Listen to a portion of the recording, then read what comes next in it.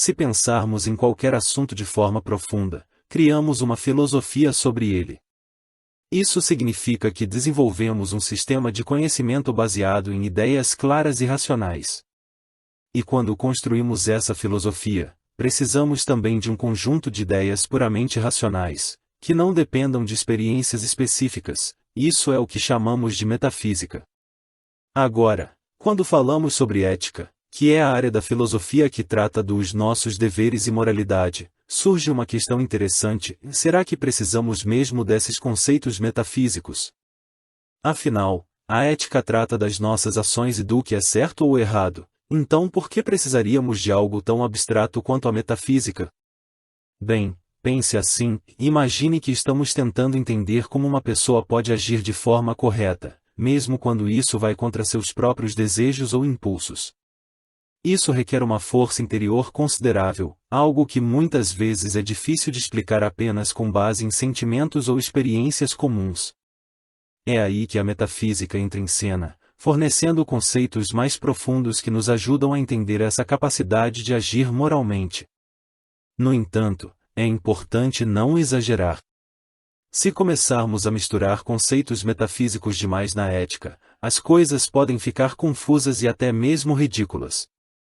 Por exemplo, imaginar a virtude armada com armas metafísicas pode parecer estranho e pouco prático para muitas pessoas. Mas isso não significa que a metafísica seja inútil para a ética. Na verdade, é possível traçar princípios éticos fundamentais com base em ideias metafísicas, desde que façamos isso de forma cuidadosa e compreensível. Afinal, é só assim que conseguimos entender melhor as raízes profundas da moralidade humana. Em resumo, a ideia é que, ao explorarmos os elementos metafísicos da ética, podemos ganhar insights valiosos sobre como agir corretamente, sem nós perdermos em teorias complicadas ou desconectadas da realidade prática. Então, o ponto principal aqui não é apenas saber o que devemos fazer, algo que geralmente podemos descobrir com facilidade considerando nossos próprios objetivos e desejos.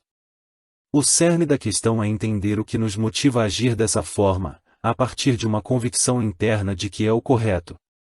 Quando alcançamos esse entendimento, podemos dizer que estamos agindo não apenas por obrigação, mas por uma verdadeira compreensão do que é certo. E é essa compreensão que nos transforma em filósofos práticos. A compreensão dos primeiros princípios do dever não é algo reservado apenas a alguns privilegiados, na verdade, é algo que todos podem alcançar. Isso é crucial para garantir que o ensino ético seja claro e puro. Algumas pessoas podem pensar que a moralidade se baseia em sentimentos, como um senso de certo e errado que chamamos de moral. Isso pode satisfazer alguns professores, especialmente aqueles que usam o método socrático para ensinar seus alunos sobre o imperativo do dever e como aplicá-lo em suas vidas. No entanto, se baseássemos nosso entendimento apenas em sentimentos, estaríamos agindo de forma instintiva e cega, sem considerar a razão. Na verdade, nenhum princípio moral se baseia puramente em sentimentos. Em vez disso, esses princípios estão enraizados na capacidade de raciocínio de cada pessoa, algo que pode ser facilmente percebido por qualquer professor que tente explicar aos alunos o conceito de dever e sua importância no julgamento moral das ações. Não é necessário usar uma linguagem complicada ou métodos filosóficos avançados para transmitir esses princípios, a menos que estejamos lidando com estudantes que buscam um entendimento mais profundo da ética. Se nos afastarmos desses princípios fundamentais e nos concentrarmos apenas nos sentimentos ou desejos pessoais ao determinar nossos deveres, estaremos negligenciando os elementos metafísicos da ética.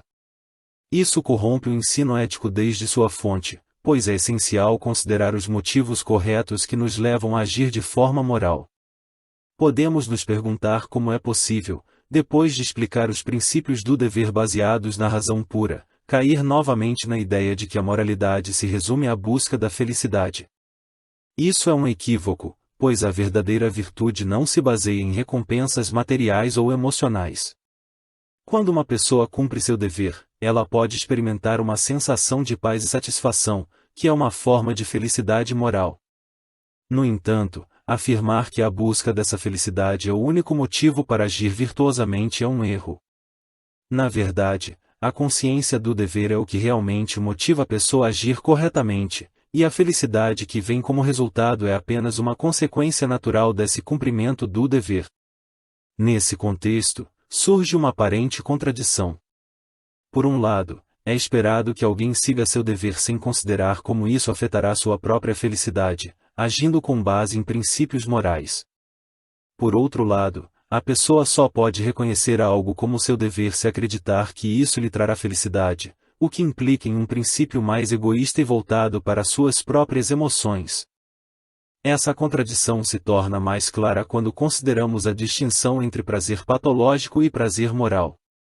O prazer patológico é aquele que precede a obediência a uma lei, seguindo uma ordem física da natureza.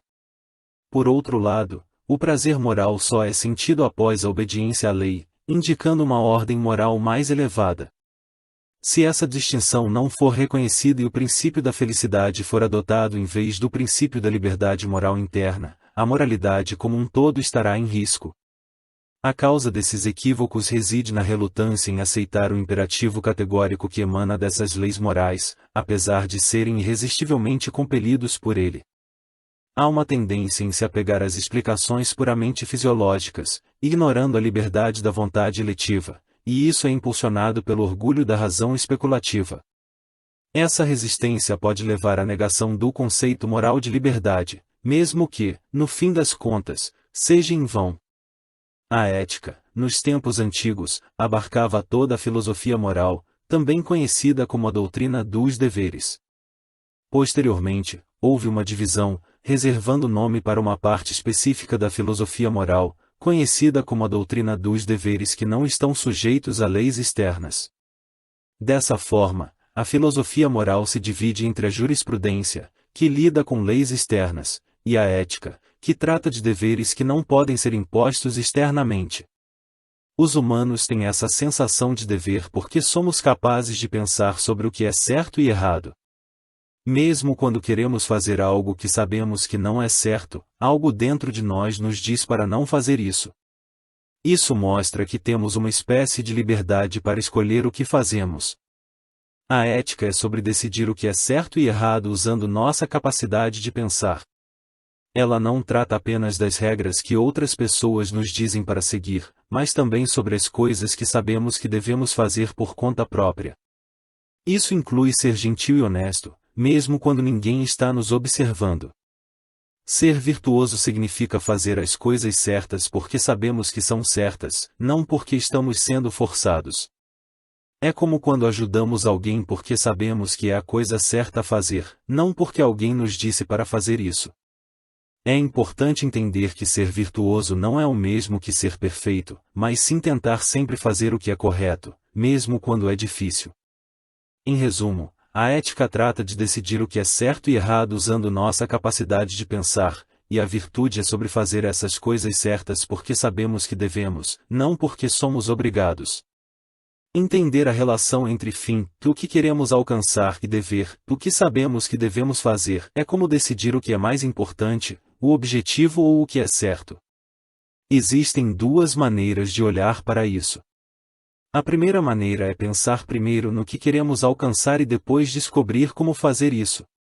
Isso é como a jurisprudência funciona. Ela deixa as pessoas decidirem seus próprios objetivos, mas diz que suas ações devem respeitar a liberdade de outras pessoas. A segunda maneira é pensar primeiro no que sabemos que é certo e depois decidir o que queremos alcançar com base nisso. Isso é o que a ética faz. Ela nos diz quais são as coisas certas a fazer, não importa o que queremos alcançar. Isso é baseado na razão pura, não em desejos egoístas. O dever de virtude é diferente do dever de justiça. O dever de justiça pode ser imposto por outras pessoas, mas o dever de virtude vem de dentro de nós. É sobre fazer o que sabemos que é certo, mesmo quando é difícil. É como resistir à tentação de fazer algo errado porque sabemos que não é certo. A virtude não é apenas fazer coisas boas, mas fazer isso porque sabemos que é o que devemos fazer, baseado em princípios sólidos e firmes. Um fim é aquilo que a vontade livre escolhe, determinando ações para alcançá-lo. Toda ação tem um fim, e como escolher um fim é um ato de liberdade. Isso implica que os fins das ações são determinados pela vontade do agente, não por afetos físicos. O ato que determina um fim é um princípio prático que comanda não os meios, mas o próprio fim, sendo um imperativo categórico da razão prática pura que combina um conceito de dever com o conceito de fim em geral. Deve haver fins que são também deveres correspondentes a imperativos categóricos. Pois, se existem ações livres, deve haver fins para as quais essas ações são dirigidas, incluindo alguns que, por sua própria natureza, são deveres. Se não houvesse fins que também fossem deveres, todos os fins que a razão prática pudesse ter seriam válidos apenas como meios para outros fins, tornando impossível um imperativo categórico e destruindo toda a filosofia moral. Na busca pela conduta moral, identificamos certos fins que não apenas desejamos, mas também nos sentimos obrigados a buscar. Esses fins, que também são deveres, incluem nossa própria perfeição. Este dever-fim envolve o aprimoramento de nossas habilidades e características para atender às demandas do dever em geral. Isso significa cultivar nossa compreensão para transcender nossa natureza básica e desenvolver nossa vontade em direção à virtude pura, onde a lei moral é o guia supremo de nossas ações. A felicidade dos outros. Este dever-fim nos obriga a buscar a felicidade dos outros como nosso próprio objetivo. A promoção da felicidade alheia não é apenas um desejo benevolente, mas uma obrigação moral. Isso ocorre porque a felicidade dos outros contribui para a remoção de barreiras à moralidade e, indiretamente, protege contra tentações prejudiciais, como a pobreza. Na ética, as máximas são consideradas como leis subjetivas que têm um caráter peculiar de legislação universal. Elas não ditam ações específicas, mas estabelecem princípios pelos quais devemos orientar nossos comportamentos. A noção de fins que também são deveres é essencial para a ética e serve como base para a elaboração de leis morais subjetivas. Essas leis tornam obrigatórias certas máximas de ação, subordinando nossos fins subjetivos ao objetivo maior da moralidade. Dessa forma, a ética não nos dá um conjunto detalhado de regras para seguir, mas sim nos guia na formulação de princípios morais que devemos aplicar em nossas escolhas e ações diárias. Na ética de Kant, os deveres de virtude são regras que nos ajudam a agir de forma correta. Eles nos dizem para fazer o que é certo, mesmo quando ninguém está nos observando. Esses deveres são diferentes das regras específicas da sociedade, eles vêm de dentro de nós mesmos, da nossa própria consciência. Para Kant, ser virtuoso significa agir de acordo com esses deveres, mesmo quando é difícil. É como ser uma pessoa realmente boa, que faz o que é certo simplesmente porque é certo, não porque tem medo de ser punida ou espera uma recompensa. Os deveres de virtude nos ajudam a nos tornar pessoas melhores, nos lembrando de tratar os outros com respeito e consideração. Eles também nos lembram de que todos nós merecemos ser tratados com dignidade, não apenas como meios para alcançar os objetivos de outras pessoas. Em suma, os deveres de virtude são como um guia interno que nos ajuda a fazer escolhas éticas e a viver de acordo com os princípios morais, mesmo quando ninguém está nos observando. Na ética de Kant, ele diferencia entre princípios analíticos e sintéticos. Princípios analíticos são aqueles que se baseiam em restrições externas, como na jurisprudência, onde a lei é imposta de fora para dentro.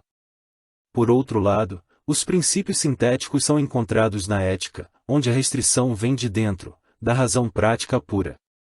Aqui, a liberdade interna é vinculada a um fim que se torna um dever. Os deveres de virtude são importantes na ética de Kant. Eles envolvem a autorrestrição de acordo com a lei moral, indo além dos deveres jurídicos que são impostos externamente.